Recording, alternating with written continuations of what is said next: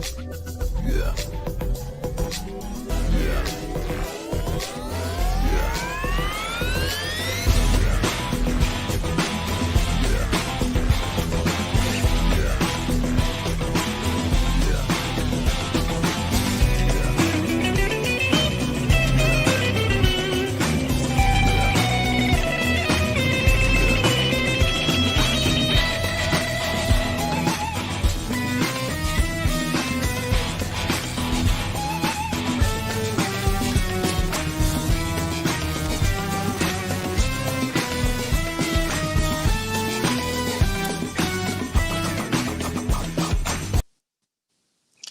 Hey everybody, this is LaMonte Reed, your very own personal impact coach, also the minister of fitness, spirit, soul, and body.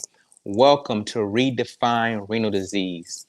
We're here to talk about how we can change, how we can shape our thinking, how we can redefine our thoughts, how we can rethink how we are thinking about kidney disease, how people think about kidney disease toward us, and how we can have our own thoughts, how we can redefine our own thoughts about living with renal disease so we can live healthy, so we can live prosperous, so we can live the best in this life. So the topic tonight is focus for success. Focus for success. And before we go on a topic, I want to just share, what do we mean when we say success? Okay, success means to accomplish, it means achievement. And we're talking about success. Look, success has a very broad, you know, background. It's success in our finances. It could be success in relationships. It could be success in school. It could be success in your dreams, your endeavor, whatever you're desiring to have success for. We want to accomplish those things. We want to achieve those things. And tonight, that very well can apply to you. So it doesn't have to be just concerning renal disease. It can be concerning your entire life, right? Spirit, soul, and body. You want to have success. And having renal disease can be a challenge with us trying to accomplish our goals and have success. And so to focus on success, we have to define what is success for us. And one of the things success could be very simple with success for me in my life at one point, and even now, is maintaining the optimal health or maintaining some type of quality of health. Success for me at one time was being able to stabilize my blood pressure. Okay. And for others, it could be the same thing. Success could be watching your dry weight. So you have to determine what is success for you as it relates to renal disease. What is success for you as it relates to relationship, finances? You have to be the one to define and then redefine it every time so you can get better. So that's what success is. It's your achievements, it's your goals.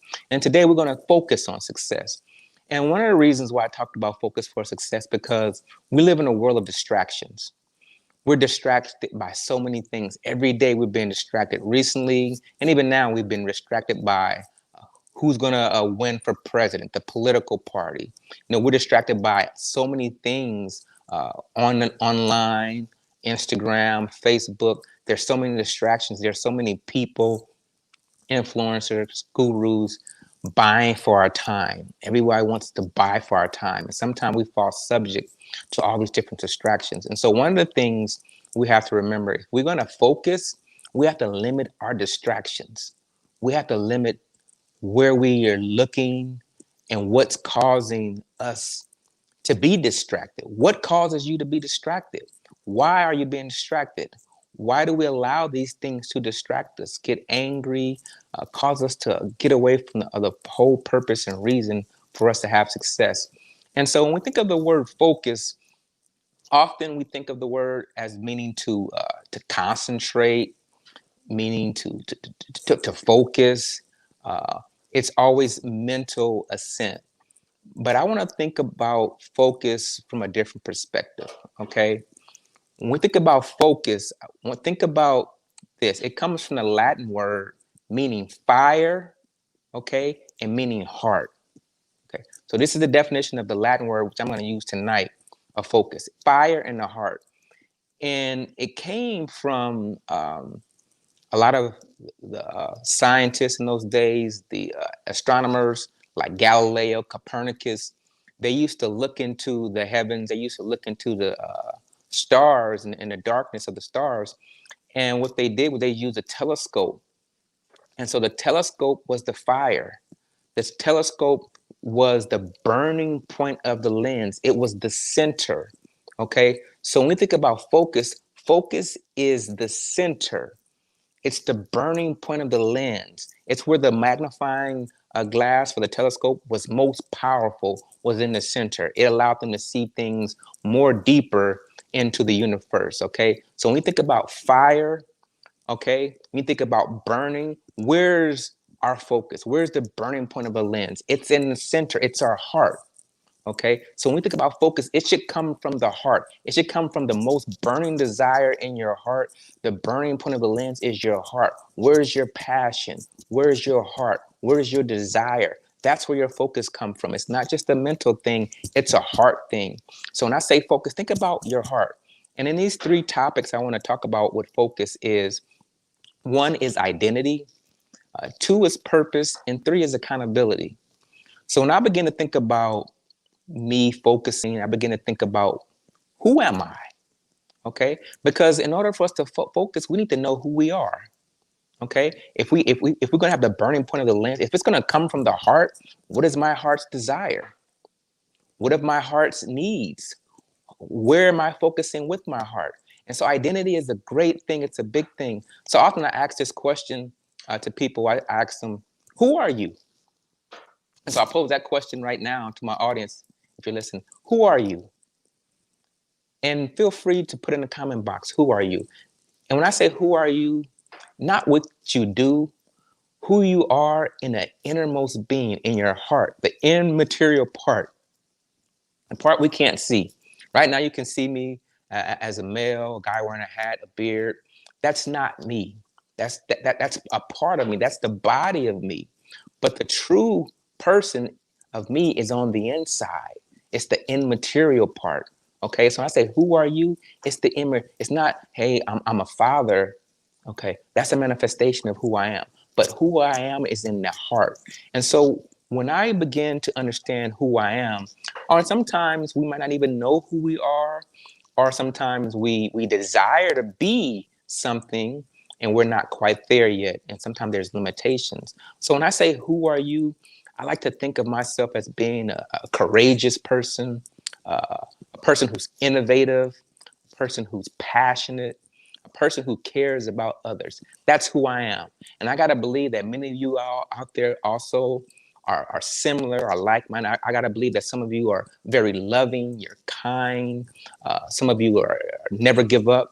And so when you think about who you are, think about that immaterial part of your character, your heart. Okay. And then if we may lack in certain areas, we can say, hey, I desire to be this. I desire to be more bold. I desire to be more courageous. And in that, we can work towards that and let that become our identity. The more we can become who we want to be, the more we're going to be able to focus. Because if I say I'm courageous, okay, and that's my identity, then I should be living a life that's consistent of that. If I say I'm an honest person, then I should be living a life that's consistent of that. If that's a part of my identity, okay, then it's going to reflect in my behavior, okay, and it's going to reflect in my focus, okay. And sometimes we have limitations. We don't believe the best of ourselves. Going through dialysis, kidney disease, sometimes we don't see ourselves as being courageous. We don't see ourselves as being confident. Sometimes we see ourselves as being self-conscious. Sometimes we see ourselves as being down and being sad, and that's all a part of it. Yes, there will be depression, but we're not summed up by our depression. We're not summed up by our sadness. That doesn't define us, okay? So we have to look at what defines me in those moments of depression. Who am I to the core? And if I'm feeling depressed and if I'm feeling sad, what's causing that? And how can I overcome that? And that's where the identity begins to work in. Because when we realize who we say we are, and I would encourage everybody to go down and write a checklist and think of many things it's possible you can be. I'm funny, I'm smart, all those different things that can define you. Write those checklists. I'm appreciative. Okay. I'm caring. I'm loving. I'm a giver. Okay. Define yourself or redefine yourself. So when things begin to happen in your life, you begin to ask yourself, why am I not being so caring? Why am I not being so appreciative? Why am I not adding up to who I say I am? I'm not being consistent. I'm not aligning myself with who I say I am. So, in order to focus, in order to live with the heart, with the fire, with the burning part of the lens, we need to know who we are and we need to walk in who we are on a daily basis based on who we know of ourselves. Okay. And that's very vital into being able to have success because we don't know who we are. It's going to be very hard to achieve our goals. It's going to be very hard to accomplish the things we want to accomplish. Okay. So, in order to do that, we must know who we are, and that's identity. And the second part of focus on success is the focus. Once you know who you are, then one of the things is ask yourself, what is my why? What is my purpose? Why am I here? What is my reason why I do what I do? What is my purpose in life? See, purpose gives you a roadmap. Purpose gives you a blueprint. Purpose gives you that navigation to get to one place to another. And if we don't have that purpose, then it's very hard to stay focused because where there is no purpose, there is no focus. Okay. That's a distraction. We're all over the place because you don't know where you're going. You don't know what your purpose is. So we bounce around, in many different things. And so right now, talking about renal disease, I know for many of you, the purpose is to feel better, is to feel healthy, is to get a transplant, is to lose weight, is not to feel sad. There's so many things to be able to take care of yourself and family. That's a purpose to just be healthy again.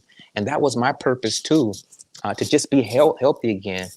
And sometimes when our purpose is not being activated, then our identity begins to shift too, because we know that we're not living our purpose, and then our identity begins to shift and waver. I remember a time in my life when I broke my hand, and I broke my hand, and I broke it pretty bad. And it was something that just happened inadvertently at home.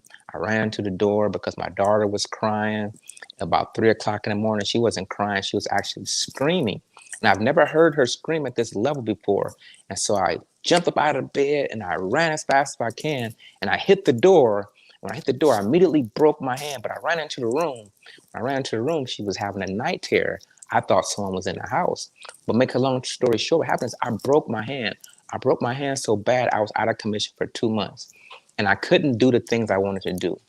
Being a coach, being a trainer, one of the things I like to do is physical training. When I broke my hand, I couldn't do it anymore. And I began to feel sad. I began to feel down. I began to feel like I wasn't myself. Then I heard this voice inside of me and said, "Are you just a hand? Are you only a hand?" And I immediately said, "No, I'm more than a hand." And sometimes when we begin to have uh, troubles with our bodies, our sickness, for me at the time, it was my hand. All my attention surrounded my hand. And I began to identify myself through my hand and that through my inability to do things with my hands. Okay. But surely I was more than just one hand. I had another hand. I had legs. I had feet. I have a brain. I have a heart. I have emotions. Okay. I have a free will. I have intelligence. My life cannot be summed up in a hand. I had to redefine my thinking and change. And sometimes when we're going through this challenge with renal disease, right, we define ourselves. We're defined by our disease. We're defined by our sickness, right?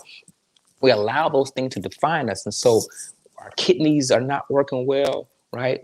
And then we begin to look at ourselves as just being a chronic disease person. And that's all we are. And that is the furthest thing from the truth. We're not just kidney disease. We're not just renal disease. We're not just phosphorus. We're not just potassium. We're not just dry water, dry weight. We're not blood pressure. That's not who we are. Those are manifestations of things that go on our body. So we have to look at ourselves as being bigger than kidney disease, because you have a kidney, you also have a heart, you have a liver, you have lungs, you have pituitary glands, you have a brain. There's so much more to us. Even though we know that it's being affected by our kidney disease can't define my identity. Kidney disease cannot define your purpose. Okay, your purpose has to be bigger than kidney disease. It has to be bigger, and that's what allowed me to do what I'm doing today. My purpose is bigger than kidney disease. I have a purpose to help people.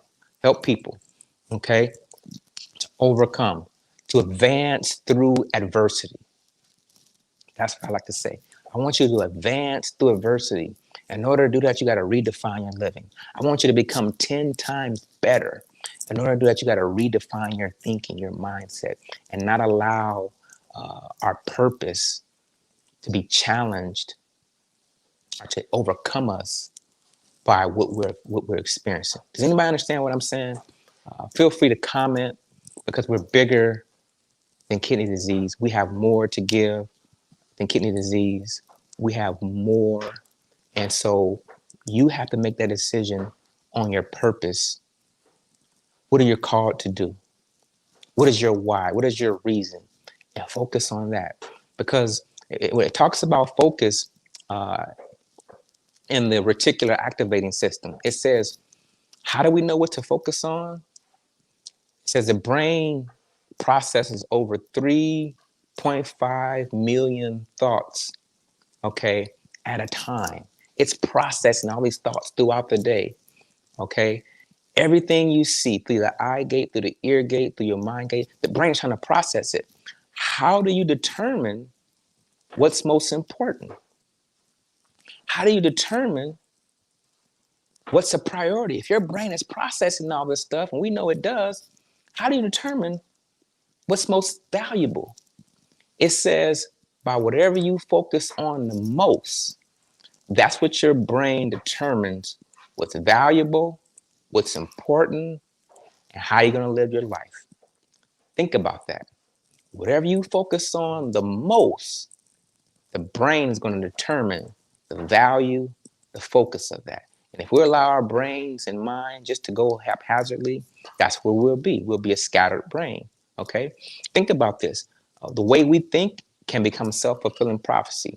You wake up in the morning, you run late, you get into maybe some road rage, you have a dispute with a kid, a loved one or something, and then you're thinking negative, right? You're going, oh man, I had a rough day, a rough start. Now, all you can think about is that incident. All you can think about is what happened.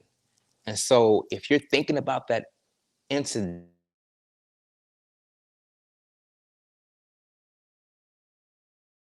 about that day, that's going to be your focus. And then when you think about that, that's what you're going to see throughout the day. You're going to see the negativity coming your way. You're going to see things coming to you because your mindset is thinking on activity. So we have to watch those things in our endeavors. And then the last thing in Focus for Success, which I mentioned, was identity. And then I mentioned our purpose. The last thing and the final thing is accountability. It's imperative. It's a must that we be accountable. We need to be accountable to ourselves, mainly, most and foremost, but also we need someone else to be accountable to. Okay, someone to hold us accountable to what we're saying we're going to do. Someone to love us so much that they're going to jack you up.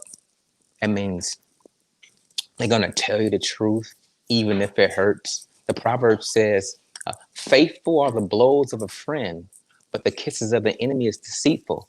See, a friend's going to tell you the truth, and it's going to be a faithful blow. Okay, you might not like it, but you know it's true. Okay, but then the kisses of the enemy are deceitful. Someone who agrees with you all the time, who strokes you all the time, don't hold you accountable, don't tell you, hey, you know what? You shouldn't be doing this. You should be doing this. They care for you. So accountability is important. And the main person we need to be accountable to ourselves. And that's part of being focused. If you say that you want to accomplish this, I want to get a transplant. I want to get off the list. I want to lose weight. Okay. I want to, I mean, I'm sorry, I want to get on the list. I want to lose weight. I want to have lower blood pressure. I want to bring my phosphorus down. I want to have energy. I want to just have a better quality of life. There has to be a level of accountability in order for you to achieve that, in order for you to accomplish it, in order for you to get it done. And the accountability comes from within. I call it ownership. Okay. Accountability is nothing more than ownership, meaning I'm going to own everything that I'm going through. I'm going to own my mindset, my thoughts. Okay. I'm going to own my feelings. Okay. If I'm feeling a certain way, I have to own that. Okay. I can't blame someone else for the way I feel. I can't blame the nurse or the technician for the way I feel. Okay. Yes, they can try to influence us, but we have to be in control enough to be able to say, hey, why did I let this person push my button? Why did I let this person cause me to feel so angry? Because we do. We allow people to push our buttons, our triggers, and we get upset. Okay. But ownership and accountability says, I'm not going to allow them to do this today. Ownership and accountability says, I have kidney disease. I have renal disease. And yes, there's technicians there. Yes, there's a nurse there. Yes, the doctors are there.